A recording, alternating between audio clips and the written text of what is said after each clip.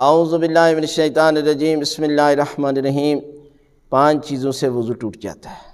ان میں پہلی چیز ہے پیشاب، اور دوسرا ہے پخانہ، یعنی پیشاب آ جائے یا پخانہ آ جائے تو وضو ٹوٹ جاتا ہے۔ اور تیسری چیز ہے ریح کا خارج ہونا، ہوا خارج ہونا۔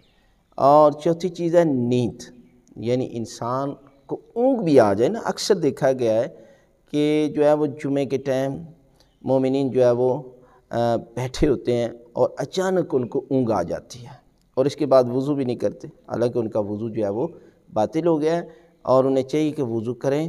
اگر وہ اسی حالت میں نماز پڑھتے ہیں تو ان کی نماز بھی باطل ہے، لہٰذا نیند کی کیفیت میں بھی وضو جو ہے وہ باطل ہو جاتا ہے۔